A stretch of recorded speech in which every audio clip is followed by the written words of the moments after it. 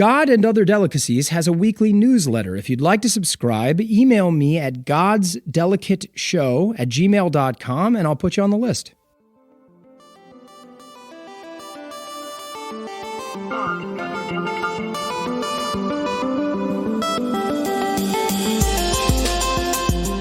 Hello, everyone. Welcome to God and Other Delicacies. I'm Nicholas D'Augusto. Thank you all for being here. Today, I have the privilege of welcoming Anam Vadgama to the show. Anam is from Mumbai, India, but she has volunteered for good causes across the globe, following her passion for social work and social activism. She graduated summa cum laude from Princeton University in 2018 with an AB in political science, and for her senior thesis, she examined the Clean India Mission, a national campaign launched in India in 2014 to curtail illness and improve the environment through better sanitation. Currently, she is a team member at The Life You Can Save, the primary charity I support, which focuses on alleviating the suffering of those in extreme poverty. In fact, I just met Anam a couple of days ago at our recent Los Angeles outreach event, and I was somehow able to get her into the studio before she hopped on a plane out of town. So thank you, and welcome to the show, Anam. Hello. Hey. I'm so excited to have you here. I was... Your show will premiere right after Charlie's show. And for those that listened to Charlie's show, right after we were done with the interview, he was telling me that he knew somebody that was going to be at the event that I should talk to, that he thought would be an amazing interview, and that's you. And he was saying that he talks to you about, he has at least at different times talked to you about spirituality and what you think. And he talked a lot about where he's at. I don't know how often you both have talked about it, but Charlie, for those of you who haven't listened to the show, is the executive director of The Life You Can Save, which is the charity, as I mentioned, that I support and that Anam works for. So how often do you talk to Charlie about his spiritual crisis or his spiritual, thoughts? It's not a crisis, but he's in deep thought on the subject. Well, Charlie's a wonderful human being. I mean, he's the executive director of The Life You Can Save, but he's also family, He's a wonderful human being. We speak pretty often about all kinds of topics. The thing about Charlie is he's a fairly open, honest person. Yes. So he's pretty forthcoming about his views on all kinds of things, including spirituality. So some wonderful conversations with him, yeah. Yeah, his interview was beautiful, and he is deeply an open and generous person, and I've known him now for, hard to believe, but almost 6 years I've known him. How long have you been working at The Life You Can Save? I have been working for, I think, about 7 months now, 7 to 8 months, yeah. Right, I mean, you only recently graduated. Yes, Yeah, yes. so, a year and a half ago or something like that. Is this the first job that you got after, or is this the first, so this was the first charity this is the first thing you moved into after you graduated? Yes, it How is. wonderful. Did you know about The Life You Can Save while you were working at Princeton?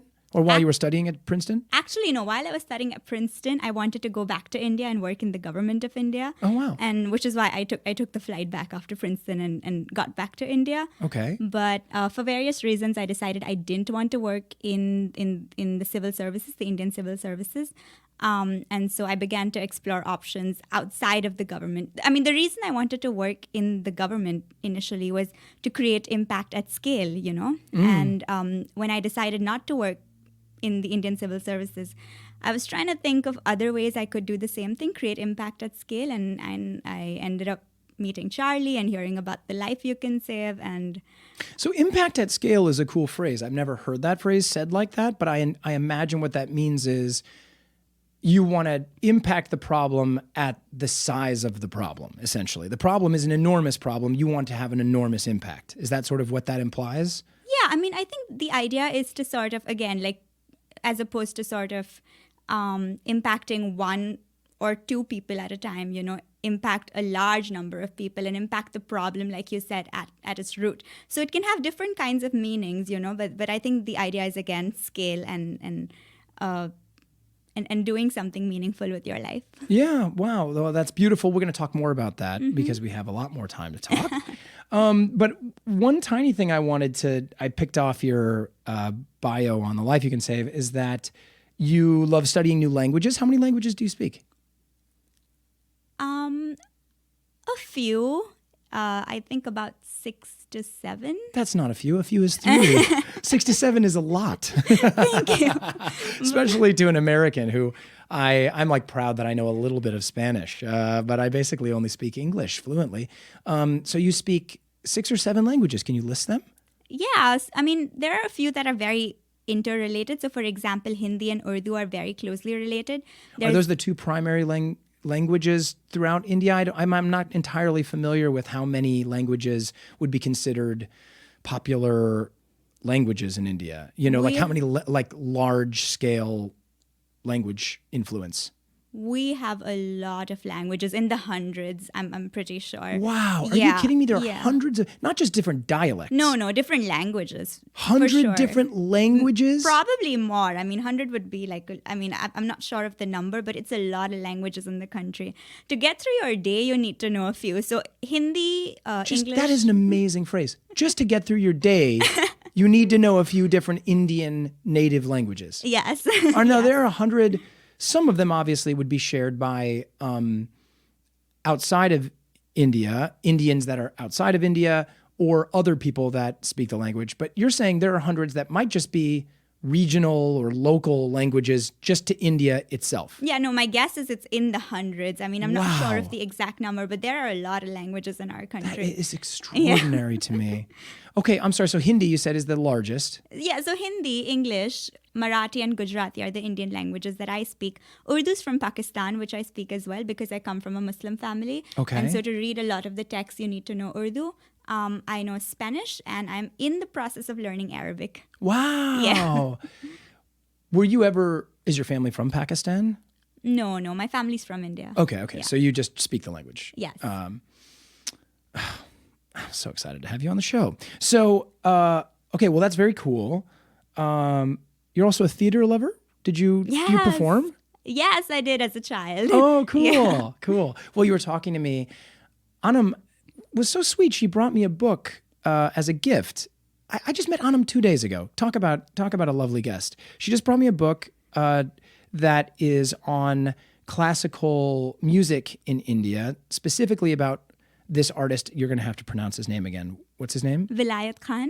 Vilayat Khan, who is a classical sitar player. So the book is about classical music in India, and it's just very lovely. And she began talking about how much she loves Bollywood, and I wonder did you ever have dreams of becoming an actor? Oh, no. I was never. I mean, I love dancing and I love enjoying Bollywood, but no, definitely not a Bollywood actor, no. Yeah. Cool. Okay, Anam, so this is the bulk of the show. I always ask a really difficult question to start. What did you eat for breakfast this morning? I had half a piece of bread. That's it? Yeah. Did you put any butter on it or anything? There was like some kind of jelly mix, I think. Half a piece of bread, is that normally how you eat? Do you eat a half a piece of bread to start the day? Is that kind of like a normal breakfast? That's about normal, yeah. This morning, I ate some leftover pasta from last night that I cooked for my son and I, and then I ate some of his mac and cheese, which he demanded to eat this morning. That sounds like a great breakfast. Yeah, right. Exactly. Very healthy. A cup of coffee. Super healthy, so wholesome. Yeah, this is life as a dad. Okay, Anam. Actually, as I told you before, the most important question that gets this interview started is how and when were you introduced to the idea of God in your life? That's a good question. I mean, I don't even remember because I grew up with the idea of God in my life. It was probably at a very, very young age. I grew up in a Muslim family in an Islamic setup. So the idea of God very much, and I mean in Islam is not just, Islam is for Muslims all over the world, not just a set of rituals, but a way of life. So it permeates into all aspects of life, eating, sleeping, right before you eat, you say your prayer. There's a prayer you say at night before going to bed. There are acts of kindness that you do in the course of your day. So I don't remember when that moment was when I was introduced to God, but it was probably at a very, very young age. And I think it was sort of more, it kind of influenced all areas of my life because that's how Islam was practiced in my family and in the setup that I come from. Yeah, wow. So I have some familiarity with that. I was raised Catholic, as my listeners know, and my parents are very devout. So we were going to Mass a lot. I went to Catholic schooling, so we were talking about that in school. But you're talking about something deeper, that we weren't quite doing, I did say prayers before I went to bed, and we'd say prayers before meals. But I don't have any expert knowledge whatsoever of the Islamic faith and rituals, which I'm so excited to learn more about from you, about what it was like growing up in your perspective of it. But hearing you say that does feel like it is a deeper permeation into the every moment of your life. And actually, I have one friend that's been on the show before who's Orthodox Jewish.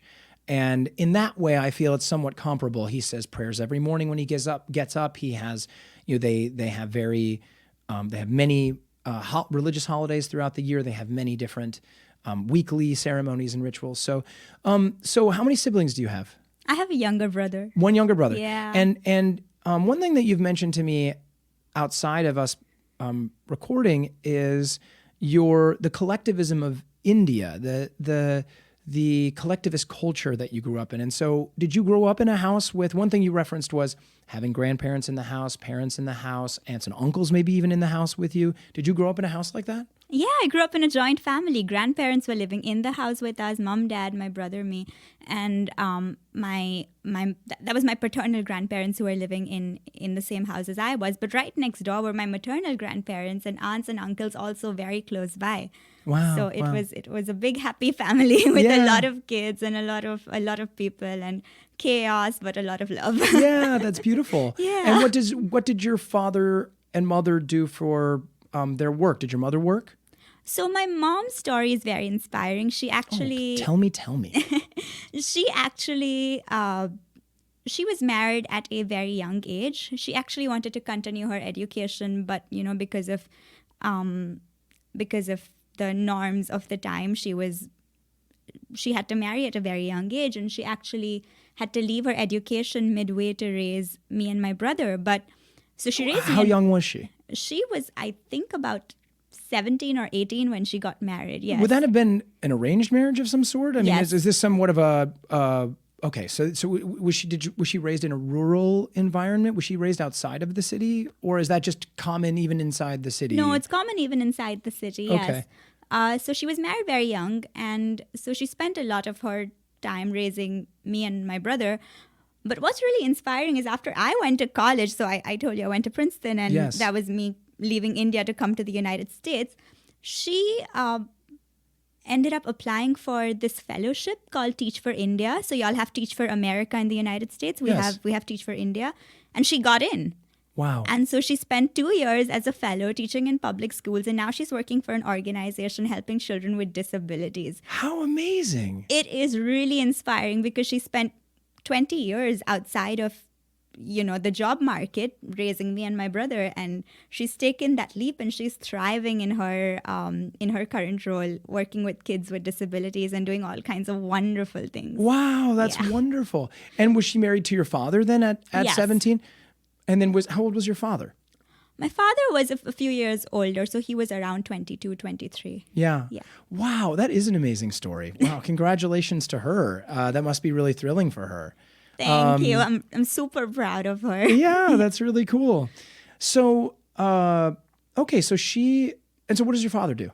My father is into real estate, but he's in the process currently of some kind of career transition. So he's exploring all kinds of things right now. Cool. Yeah, he's raised his kids. He's like, all right, I got to figure out something else to do with my life. I paid the bills.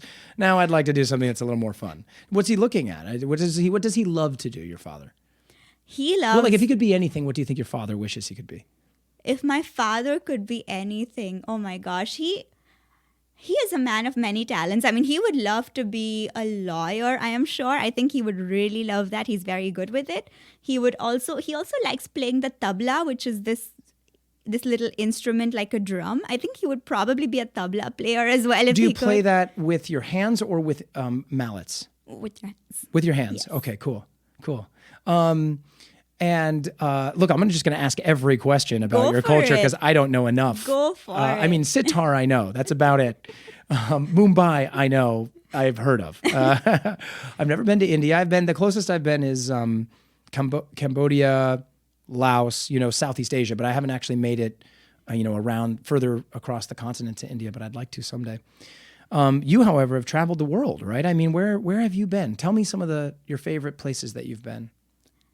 I mean, the world is so big, Even if you've traveled a little bit, there's still so much to see. Sure. But I've traveled a little bit in Europe. I've traveled in the Caucasus. I've traveled in the Middle East.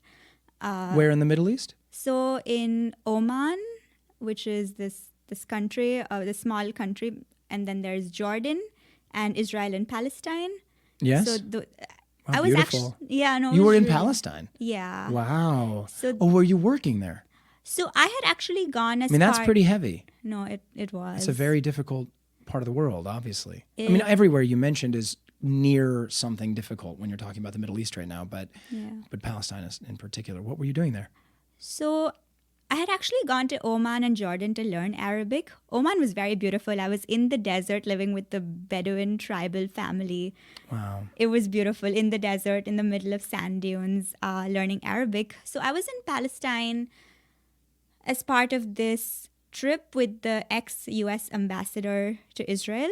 And it was this delegation to understand conflict resolution.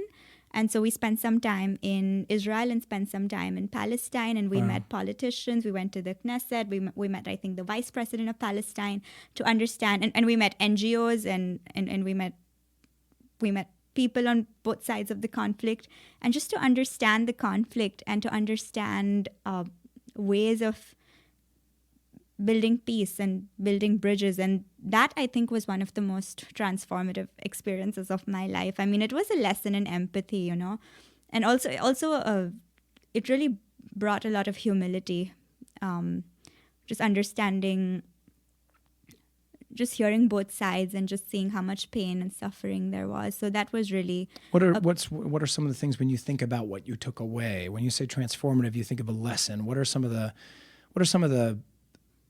the overpowering thoughts you took away from that experience? I think the greatest lesson was just a lesson in empathy, an important lesson in empathy. What taught you that? Yeah, go ahead.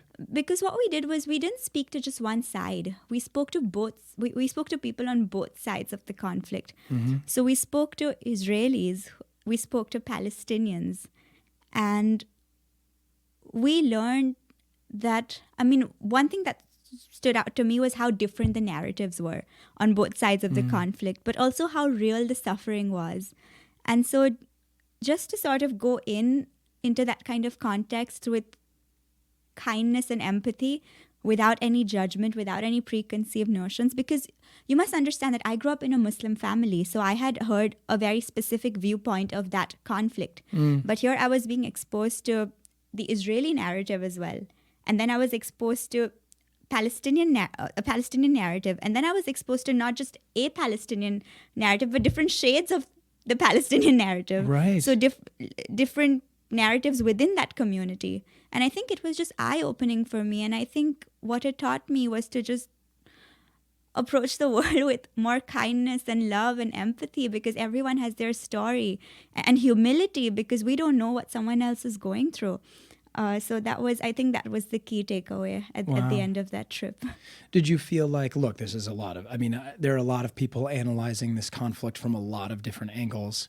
Did you feel a certain sense of despair when you left, or did you feel like if people could just sort of have more empathy, maybe there was a resolution there, but that empathy is so far away from the ability to understand each other at that level? Do you feel, was there a level of despair when you left? I think there was a sense of despair, but there was also, it was mixed with a lot of hope as well. Because what really inspired me in that trip was the people on both sides who were still fighting for peace. So That's nice. who am I to despair, like in the other end of the world, when the people living that reality are still fighting for peace, are still waking up every day and fighting for a better, kinder world, a more loving world. So I think that gave me a lot of hope, just meeting these people and hearing their stories. And they are inspiring. They are absolutely inspiring human beings. Well, that is so beautiful. This is a great place to take our first break, and we'll be right back with Anam Vadgama.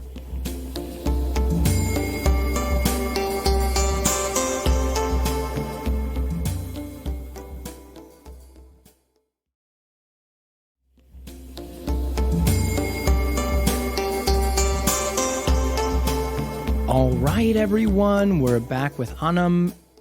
So Anam, please tell me whatever you'd like to tell me about what it was like growing up in the Muslim faith. Obviously your perspective is being Muslim in India. So there are some things that you and I have talked a little bit about in the brief conversations we had a couple of nights ago when we met, but I don't want to prompt you with those things now. I kind of just want you to start telling me about your relationship to your faith. Did you love it as a child? Do you still love it? You know, we'll get to that stuff where we are today over time, but tell me how it began for you. So I think just at the outset, it's important to realize that, Muslim communities around the world are so diverse, just like, every other faith. Sure. And there's no single, I would say there's no single experience of what being Muslim is, because it's so different for every person, their relationship to faith. But for me in particular, a huge part of growing up was defined by Islam, because I grew up in a fairly religious Muslim family. I was introduced to the idea of God, to the idea of heaven and hell, to the idea of praying namaz. So what was the last thing? Praying namaz. Namaz? What is namaz? So namaz or salat are the 5 times the prayers that Muslims pray. We have to pray them 5 times a day. Right, okay. So there's yes. Fajr, Zohar, I only Asr. know some of the barest points of this, so you need to be forgiving as I ask you all of these questions. Oh my gosh, I am happy to answer all your questions. Good. I have lots. Okay, so please tell me more. So that you tell them 5 times a day. Please continue. So these are just basics of Islam. Right. To be a good human being, to be kind, to be loving, to believe in God, that there is one God, and we, as human beings, we need to be kind to each other. So those were ideas that I grew up with, and that kind of permeated all aspects of my life. Like I said, eating, you say a little prayer before eating, you do acts of kindness throughout the day, you pray 5 times a day, and that means that's a reminder, a daily reminder of the existence of God and sort of gratitude for life. And a lot of humility too, because you bow down before God 5 times a day, so you kind of realize. Do you do them at specific times every day, or is it before a specific activity? We have specific times for each for each namaz. So Fajr will be like early in the morning, Zohar will be somewhere in the afternoon. So there'll be specific times, and there'll be a calendar with what time each namaz right, is. yeah. Okay, yeah, exactly. Everyone's got their calendars to remind them, okay, the namaz today is at this time and this time and this time, and it changes depending on the time of the year? Yes. Okay, yes. cool. And then there was Ramzan. Are you familiar with Ramzan? Well, is that, would that also be called Ramadan? Yes, by some Ramadan. people? Yes, yeah. yes. I know it as a kind of an Americanized way of saying that, Ramadan, but yes, okay, so I know a little bit about it, but could you tell me more?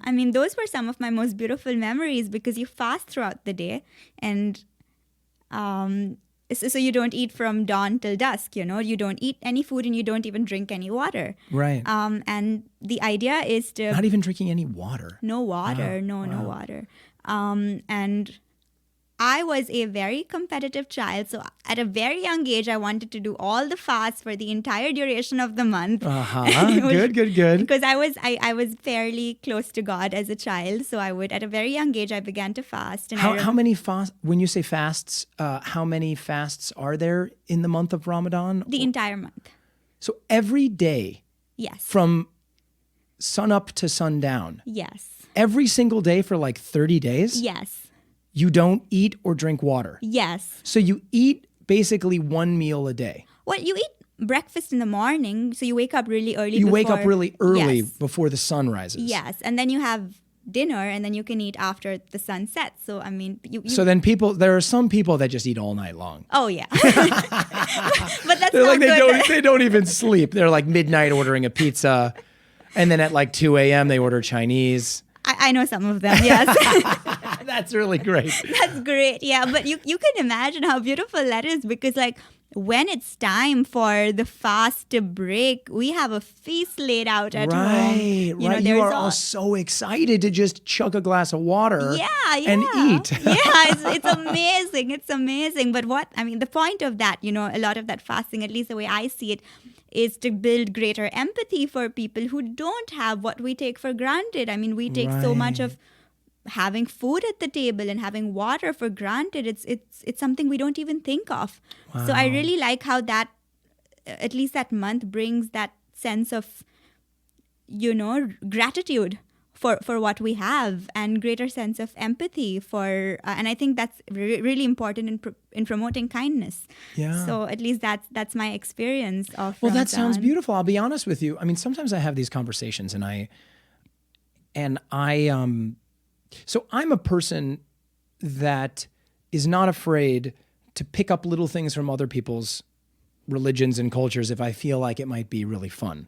I mentioned to you that I have a dear friend of mine who I've had on this show that talked to me about Shabbat. I've had a number of people that are Jewish friends of mine talk to me about some of their cultural rituals, and there's something beautiful about the idea of turning off your phone and having no technology from and only candles and things from sundown on Friday to sundown on Saturday. And then here you're talking about Ramadan and 30 days of fasting so you get up early, which is just a good way to attack the day in a way.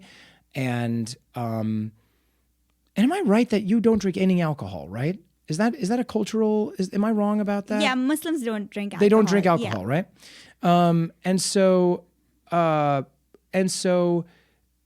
But the idea of 30 days in a row, like I like to fast a little bit on my own, but I'm kind of getting into this idea. Like I kind of wonder if I would try that for a while just to feel what that ritual is. It does sound like it could be quite inspiring in some ways, because you're putting your body through an interesting test, and your mind is going to respond in that way. Do you still do it?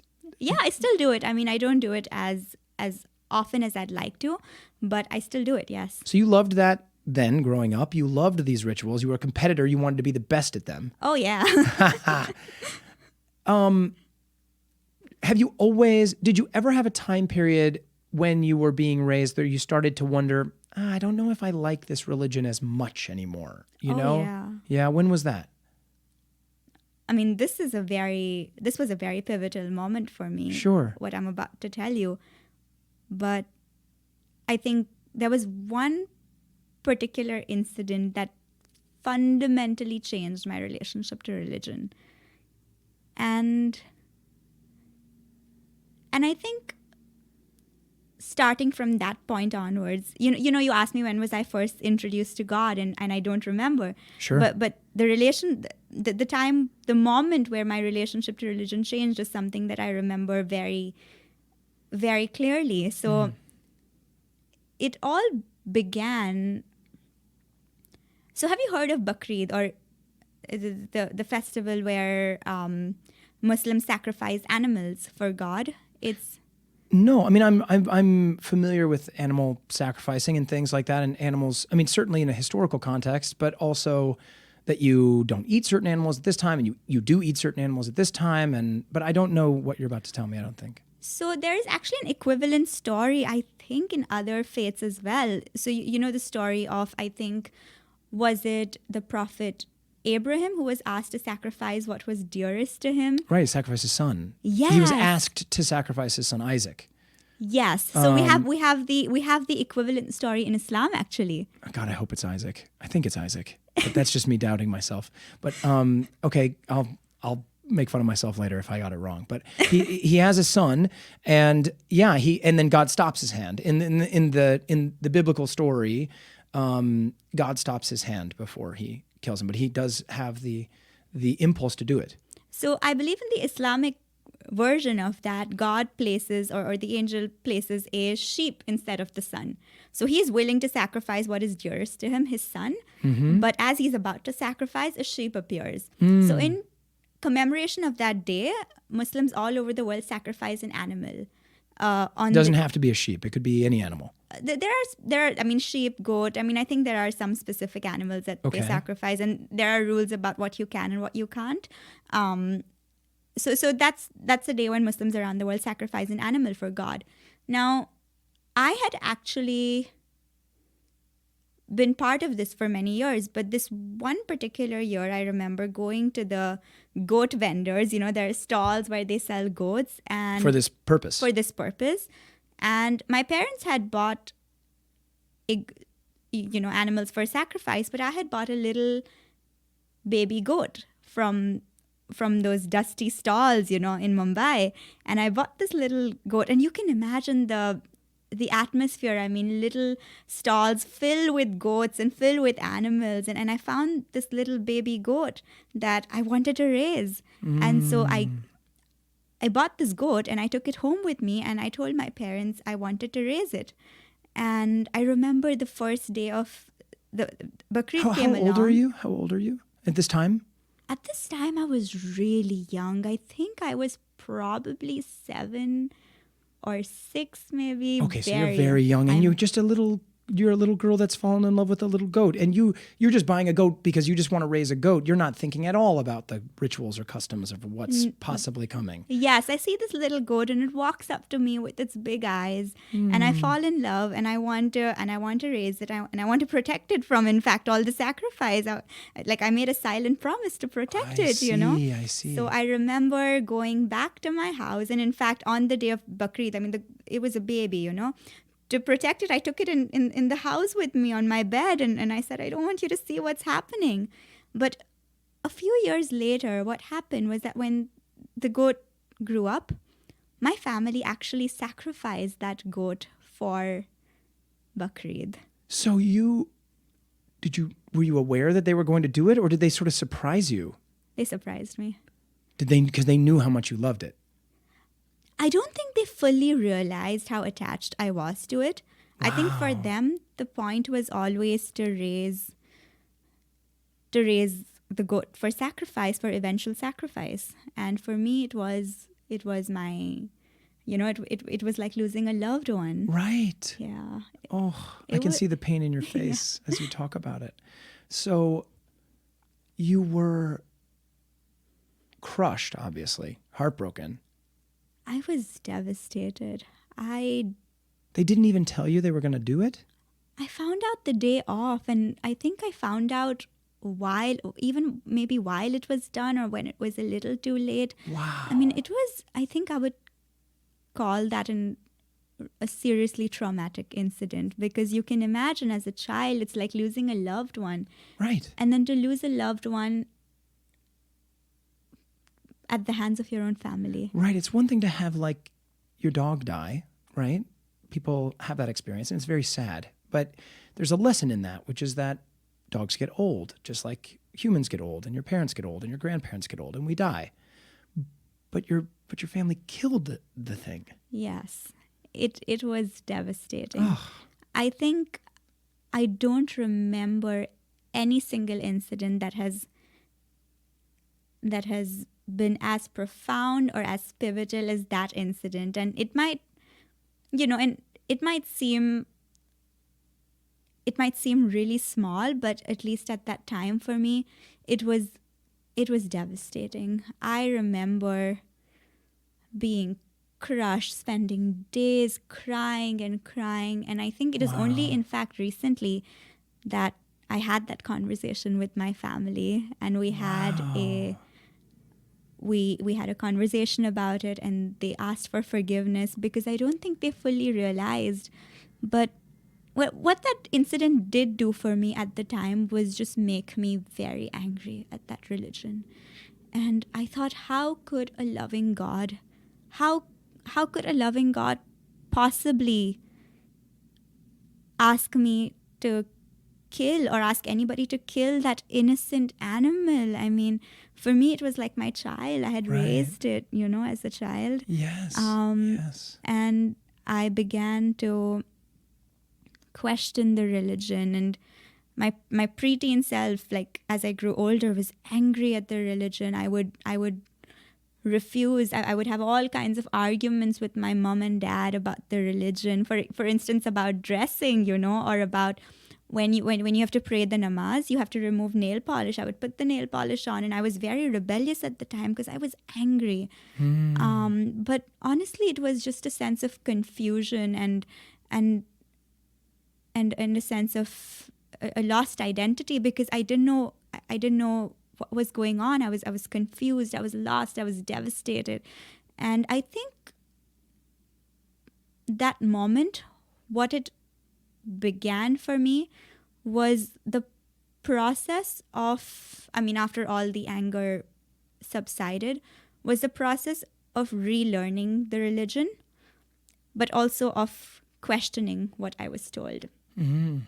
So fast forward over the years, what has happened is that because of that incident, I have stopped really taking what everybody says in the name of Islam. I've stopped believing that, I've stopped just taking it in without questioning it. Because people say a lot of things in the name of Islam. And I think what that incident did for me was to just not believe every single thing that I hear. Mm-hmm. And I began to relearn the religion, because you need to understand that I loved my religion as a child. So for me, being angry at my religion was a period of immense turmoil, because I did love my religion and I grew up in the faith. So being angry at the religion, being angry at my God, who created me, was not a very happy period for me. No, I continue. Yeah, I understand. Because I was young and I was confused, and so what happened was, over the years, I began to sort of relearn the religion and began to understand the religion, and that has resulted in all kinds of wonderful things for me, which I can speak to you about. It instigated, I think what I tell everyone is, it instigated this idea of critical thinking in me at a very young age, because that's when I decided that my religion is not what mom says, or my religion is not what dad says, or my religion is not what my priest says. Let me learn my religion, and I began to actually understand the religion. And of course, eventually, I did understand the significance of that festival. I did forgive my parents for what happened. I did understand the significance of that festival, and I do understand why Muslims all over the world, celebrate that festival. And I understand the story and the idea of sacrificing to God something that is dear to you. I do understand that now. But I think over a longer timeline, what it has done is actually strengthen my relationship with religion, because now I follow the religion not because someone has told me that this is Islam, this is what being Muslim means, but because I have read the texts and I have tried to understand the text and I have tried to make sense of it. And so it's coming from a place of learning and understanding, as opposed to blind following. But that process of critical thinking, questioning, and relearning the religion started when I was 6 and 7. Wow. So that's what began it and set me on that path. Yeah. That's an extraordinary story. Thank you for sharing it. Thank you for sharing. I obviously, when I sit and I think, I'm not only am I just taken with your story, because the story is a compelling and it's a heartbreaking story. It's a beautiful story. I try to think of myself, okay, what are my moments? Did I have one moment or another? I'm not sure I had quite the same, in the sense that I had one moment that lives above all, but I have a similar understanding of being young and beginning to question. And it might have led me in a slightly different direction than my religion. And we'll talk to you. It sounds like you have, as you said, you've had a deeper sense of your relationship to Islam. And I cannot wait to hear more about all the beautiful things that you were talking about. So we'll do that right after the break.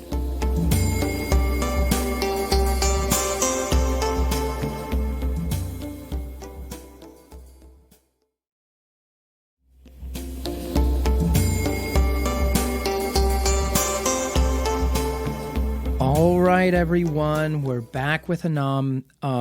We just briefly talked at the end here, just in the minute we took in between the break, and she was just saying that was a very hard story for her to tell, but that she's excited to share all these other things that she wants to talk about, what she's learned and where she's at with the religion today. So please tell me where it starts. Tell me whatever you want to tell me about the beginning of that process. Continue from where you left off as far as where are you with it today? I mean, where am I with it today? I still identify very much as a Muslim, a practicing Muslim. I believe in Islam. Actually, just a few months ago, I went to Umrah. I went to Mecca to visit, to perform the Umrah, which is a pilgrimage. And is that the one where there's all those people, where there's so many people in the square, and they're either walking around it or they're all in front of it from all sides? Yeah, right. Yeah. It's it almost looks like an enormous stone, and is there writing on it? It's basically the direction in which all Muslims around the world face for prayer. Right. So yes. I went and performed the pilgrimage. Yeah, tell me about what that means. When you say it's a pilgrimage, do you walk from a certain place, or what do you mean when you say pilgrimage? Is there an actual physical movement towards the thing? So there are basically two ways of doing a trip to Mecca. You could do the Umrah, which is what I did, or you could do the Hajj. The Hajj is performed during very specific times of the year, which I couldn't make it for Hajj, but the Umrah could be performed anytime, and it basically involves so you go to so the idea is to visit Mecca, and you go in with this. I mean, honestly, just for our listeners and partly for me, remind me exactly what Mecca is. So Mecca is this city which it holds immense significance for Muslims, because that's where the Prophet is from. It's where Islam originated from, Mecca and Medina. So that's Mecca. It's in Saudi Arabia. Mm-hmm. And that's where the Kaaba is located. And the Kaaba is, you'll notice Muslims pray, they bow their heads down in submission.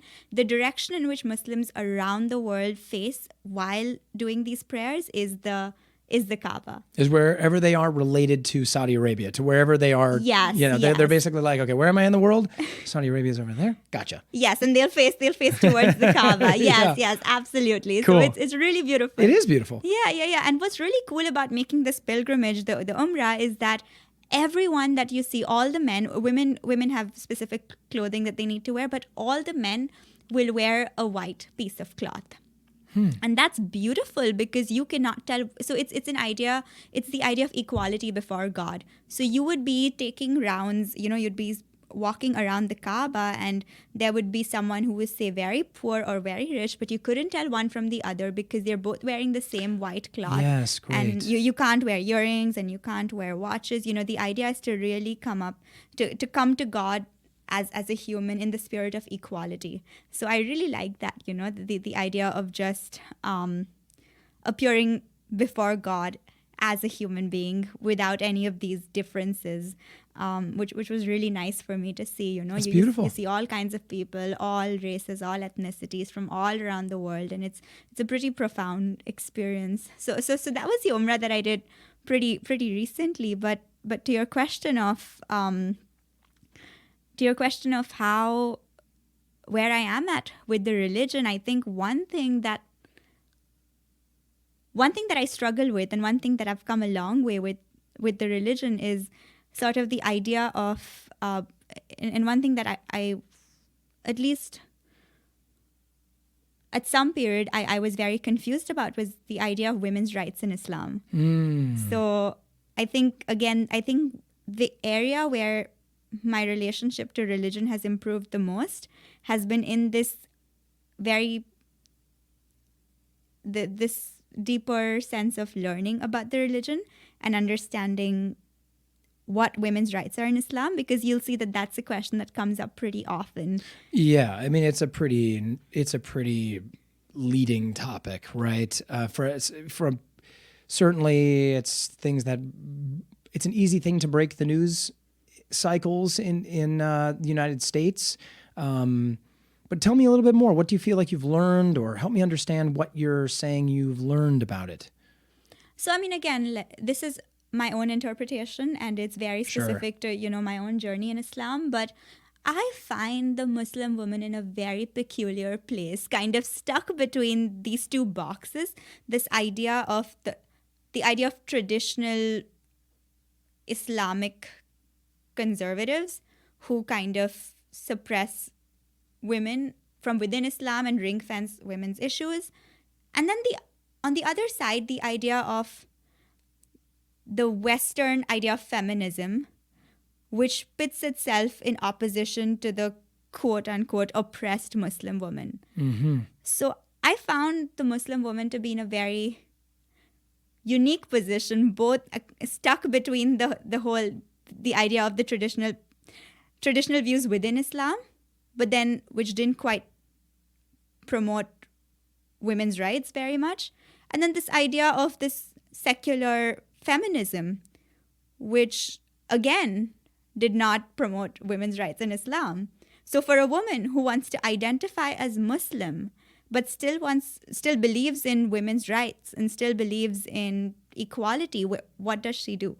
Right. What do you do? How do you handle that? That was a tough one, because I really struggled with that for some years. I mean, I mean, my initial instinct was, I want to distance myself from the religion, and there were things I didn't agree with. But then I didn't quite fully identify with I couldn't possibly not be Muslim. I loved being a Muslim. I loved Islam. I love Islam.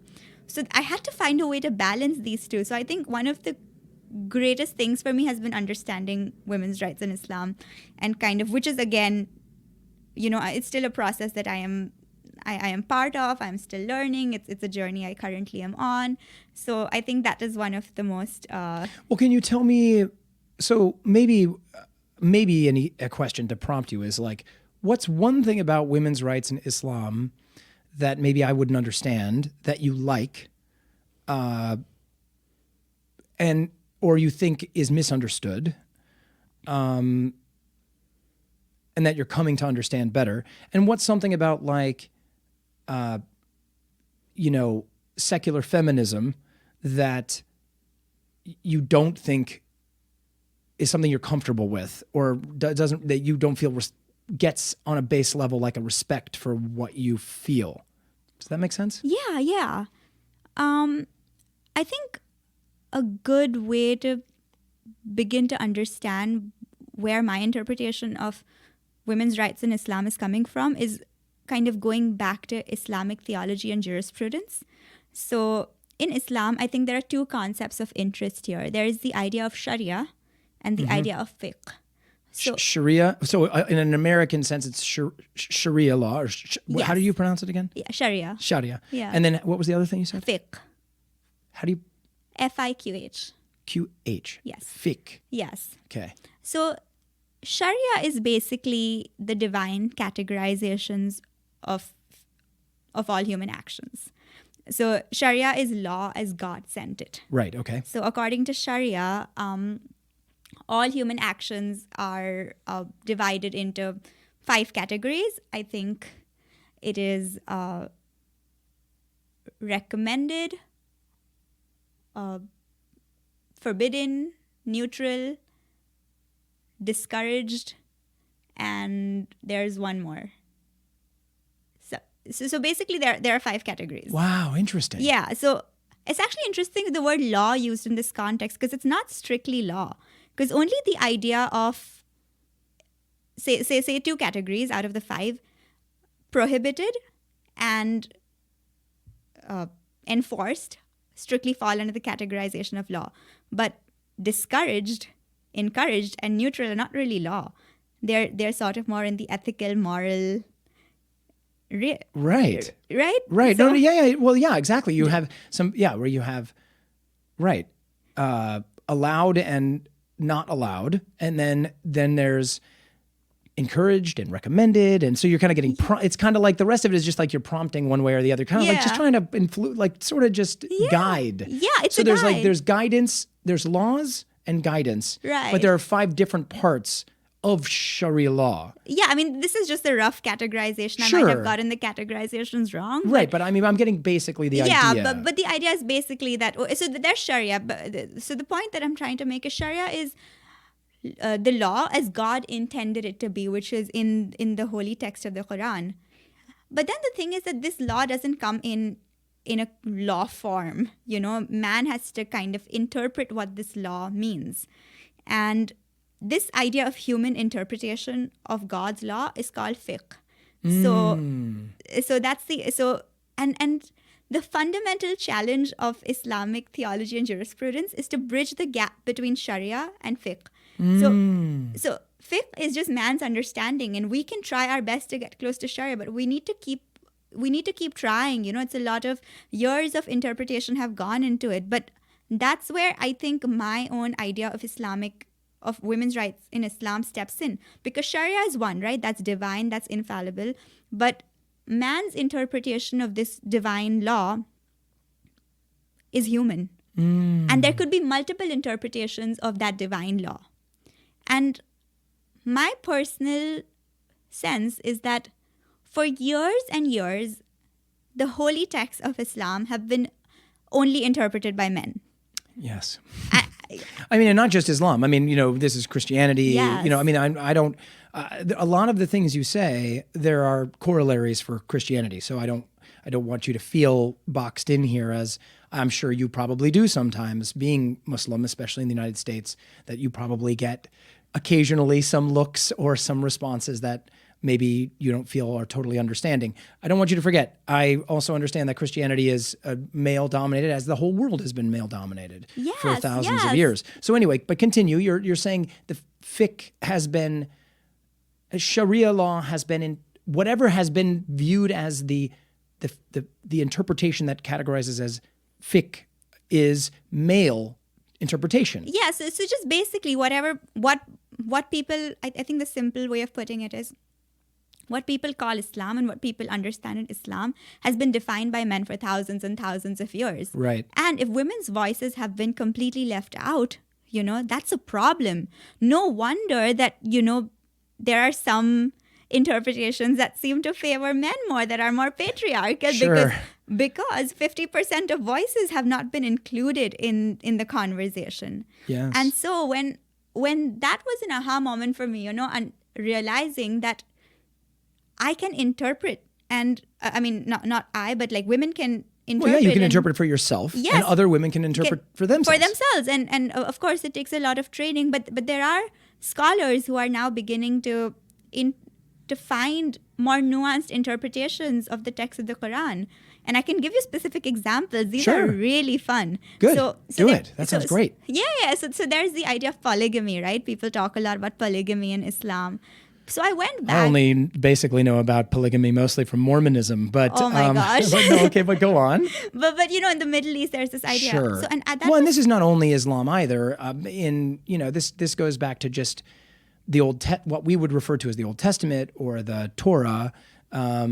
Has references of polygamy and all of this stuff, which is, again, for those people that may not remember this, but Islam is the Prophet Muhammad follows in the line of prophets out of these kind of old texts, right? There are core similarities at a base level between these monotheistic religions. It's something that is well known, but maybe some people forget. But anyway, what you're saying is go back into polygamy, as you were talking about. Yes. But so no, absolutely, you're right. And so the idea of polygamy, people say, oh, Islam promotes polygamy. So I actually went and I asked someone about this, and I began to learn what Islam really does say about polygamy, because that's something I'm uncomfortable with, Yeah. And so most people are. the idea that a man can marry 4 wives. Right. That's something that makes me deeply uncomfortable. Doesn't feel particularly kind to the women. Absolutely not. And so I checked the text, and I think what it said was, and I might have, and I need to brush up my memory a little bit, but I think what it said was that a man can marry up to 4 wives.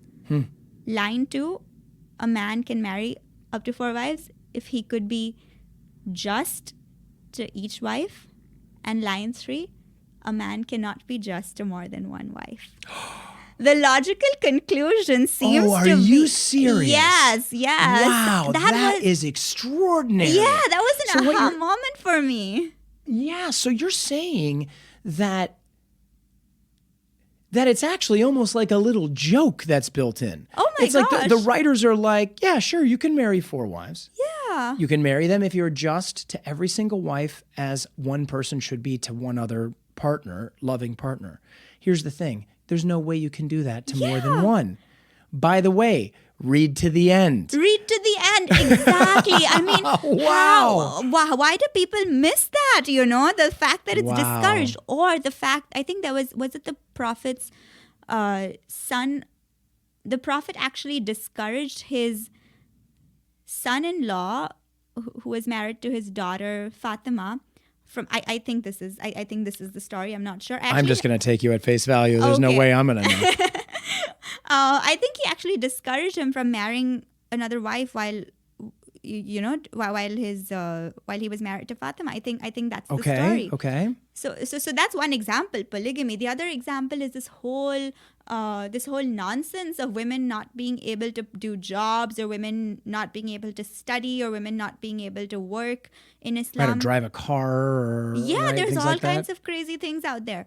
But the Prophet's own wife, the Prophet's wife, whom he loved, was actually his employer. Wow. She was his boss. And wow. Yeah. And what do you mean? Like, tell me why. What job did he do, and what did she hire him for? Do you remember? I am not sure of the whole context, but I do know that she was a very powerful woman. She was his employer, and she was a wealthy businesswoman. Wow. That's what I know. And people seem to very conveniently miss that out. Sure. When they talk about women's rights in Islam, that the Prophet's And when you say people, you mean the men. Yes, the men. Men. But in fact, although it's a problem even with the women, because sometimes if you grow up in a setup where all you're told is this is Islam and this is the place of women, you'll find a lot of women growing up internalize that. Sure. And when How could they not? Yeah, right. yeah. And so when you internalize that, you'll find that a lot of women as well have some of these ideas, which is really sad.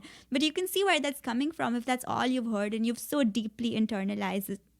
It could be dangerous. Do you feel like then, is there a community for you and people like you in your generation, or people of different generations that think in the way or interpret the text in the way that you do? Do you have, are there female leaders, spiritual leaders in the faith that you can look to as examples, guides in this world? Or are you and your generation some of the first generations to really engage with the text in this way, at least in a public way?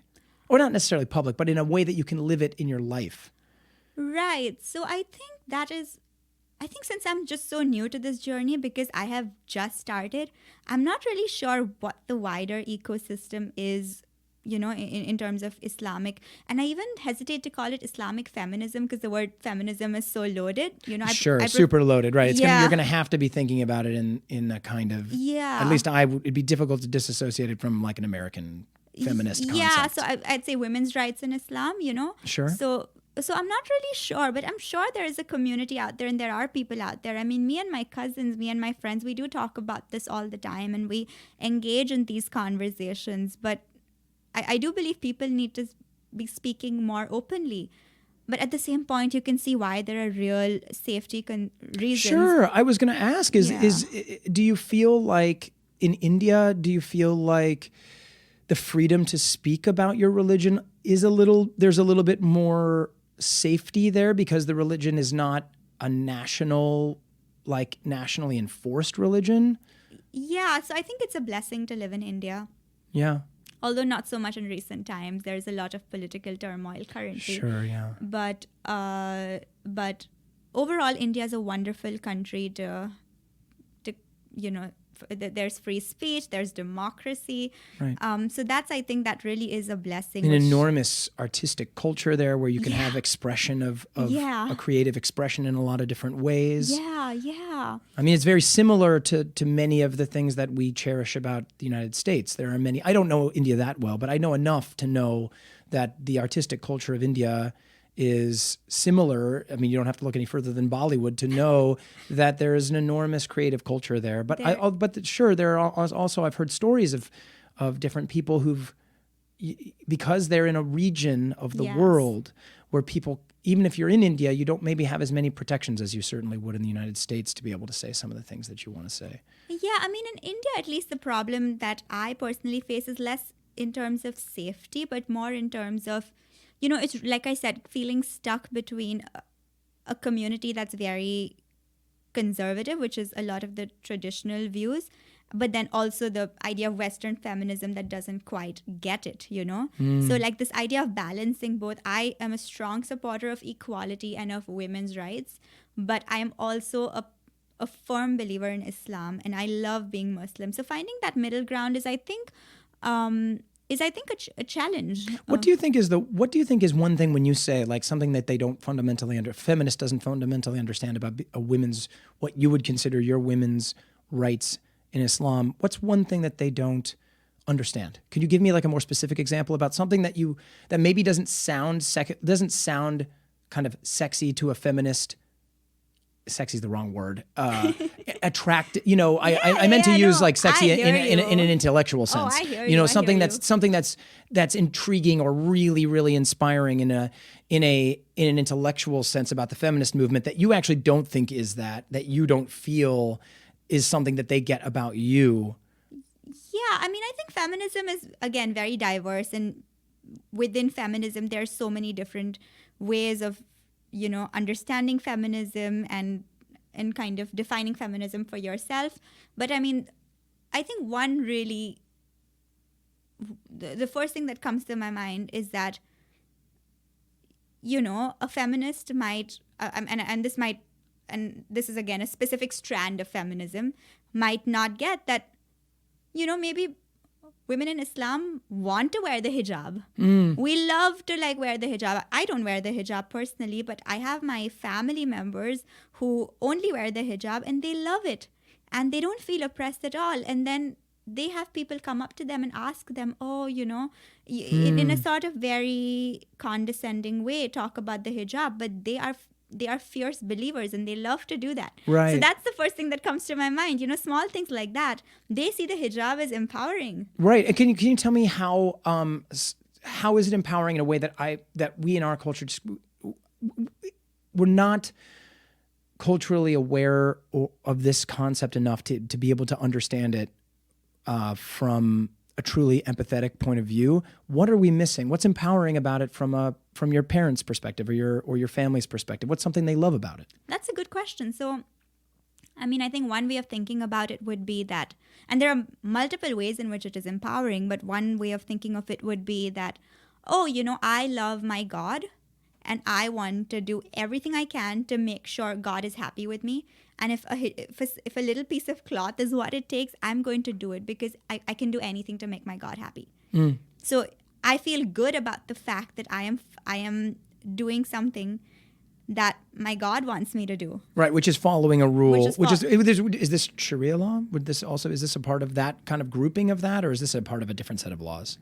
I mean, all acts are categorized, so I think it would fall under that, but it's again, it's subject to interpretation. Right. But there's also, is there a freedom? Is the freedom partly in that, like, it's actually in the same way that, like, as an actor, I'm not that famous, but like, you want to go somewhere, you don't want somebody to talk to you. Is that kind of like you're wearing the hijab? It's like if you're a woman, women in the United States, women all over the world, doesn't matter where you are, they're going to be ogled by men. Sometimes men in different cultures are obnoxiously aggressive or demeaning to women. Is there freedom in that? Because part of the deal is that because you can't be seen as well, Yeah. your people can't be sitting there going, look at her, Oh yeah. I think a lot of women in Islam find that to be a blessing, that you can walk the streets without having that unwanted attention. I think a lot of women love that. Yeah, absolutely. I think that's another great example. Right. I've always kind of wondered that there must be, because there's an element of like, sure, some women enjoy like walking down the street and basically like wearing bikinis, down the street, especially we're in LA. Come on, men walk down the street in bikinis too. Yeah.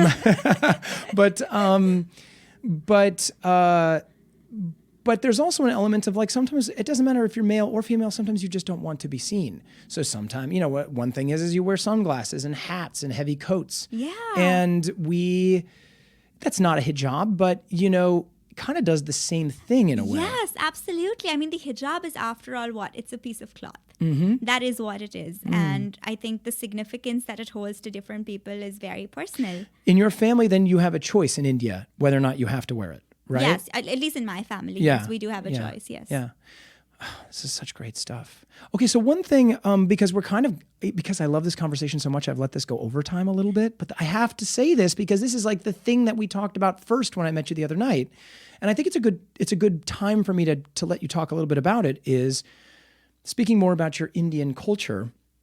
One of the things I found really extraordinary was you and your friends celebrate your religions together. Oh my gosh, yes. You were telling me that you have gone to Christmas Mass. I have. Every year, right? A lot of years, almost a every, lot of like you can years, say yes. all the prayers. Yes, I can. Like you can say the Our Father, and you can say, yes, I can. All these things like I the Hail Marys absolutely and can. things like that. Yes, I can. That's amazing, right? It is, right? Oh, it's extraordinary to me when you told me this. And then you have friends that are Christians that will go through Ramadan with you. Yes. I think another blessing of growing up in Mumbai, and especially in the community and the school that I grew up in, is that it's very, I think one challenge that I had when I studied, so I grew up all my life in India, and then I came to Princeton for my undergrad, right? Okay. And it was my first time in the United States. And one difference that I saw was, for religious celebrations, families would retire to their own, to their own family circles and celebrate it.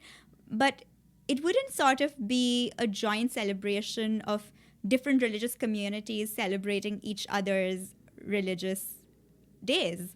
Right. As opposed to, it was more a family affair. As opposed to in India, what I've found, at least in my community, and this is very probably something that I am very, very lucky to have, my friends who are Hindu, I go to their houses for Diwali, for Ganesh Chaturthi. I do the prayers with them. How cool. I hope Anu is listening to this. Anu is a good friend of mine. I was recently at her house for Diwali. She's in Mumbai? She's in Mumbai right now. She comes. If she ever comes to LA, tell her to come in here. I want to interview her. Maybe I'll come to Mumbai. I think you should. Okay. You'll have a blast. I can't wait. Someday. Someday my wonderful. wife and I will travel to Mumbai. And my son maybe too. We'll all come. And then you can show us around. Oh, I can't wait. It's a done deal. You must come. It's beautiful. Oh, and that sounds amazing. Okay.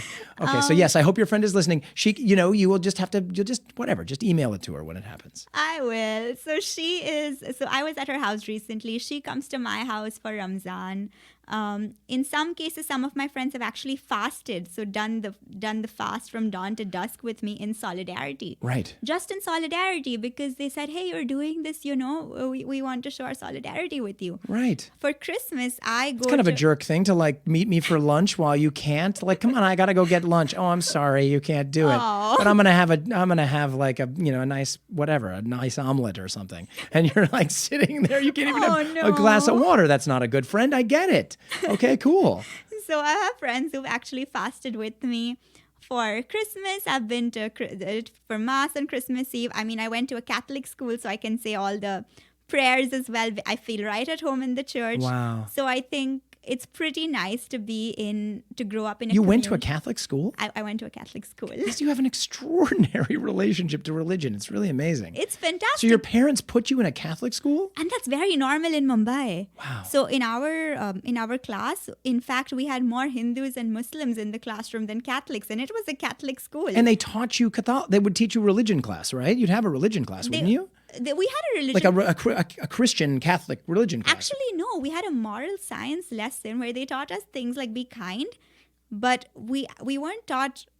We weren't taught to be Christian. I mean, the Catholics in that class would be taken to a separate to a separate class where they would actually learn about what being a good Catholic means. But for the rest of us, the majority of us were Hindus and Muslims. We just learned all about being a good human being. And you were taught by priests and nuns and things, or some? I mean, there were priests and nuns in the school, yeah. And yes, some of the nuns did teach our moral science lesson, which was about being a good human being, which was phenomenal. I mean, when I think about my school life, it's amazing how my own school encouraged this tolerance for different religions and acceptance, because in our school, we actually celebrated even though it was a Catholic school, the Catholic school celebrated different religious festivals. So they celebrated Diwali, it was wonderful. Yeah. Now that I remember, the school was wonderful in fostering that kind of that accepting culture where you just celebrate each other and you celebrate your differences. So that was life in Mumbai. Oh man, that is so cool. Thank you. So cool. Anam, I mean, it's gone like 10 minutes over where I would normally stop the show. I really should stop it.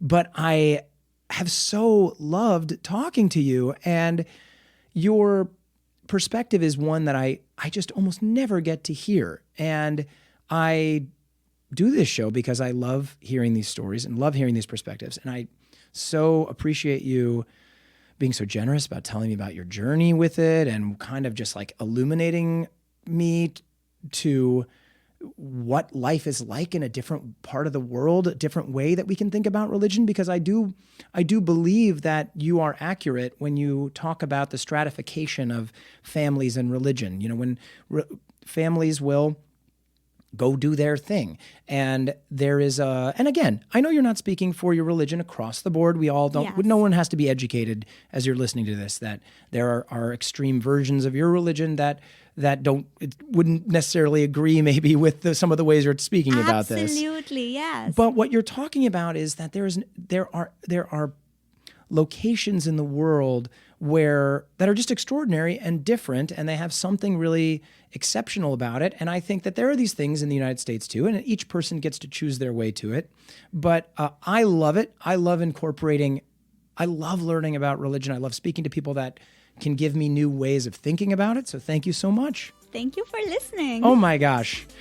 Hey, wait a second. That's what I say at the end. So I'll just say it right now. Thank you all for listening.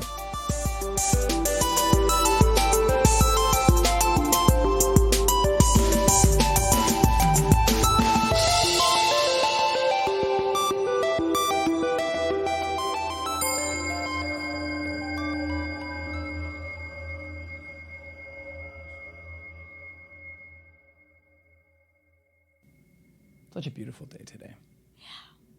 LA is beautiful. I mean, I love the city. Yeah. It's so nice and so friendly. Yesterday, oh my gosh, I had the strangest coincidence. I had gone to a coffee shop to get my coffee, and someone was getting coffee from the same coffee shop, and he was telling the barista lady how he's just come back from India. And I said, oh my gosh, you went to India? I'm from India. I was excited, you know. Yeah, I heard yeah. India like randomly in LA. Of course. And then he invited me to a concert where I met someone. Do you know some guy called Josh Henderson?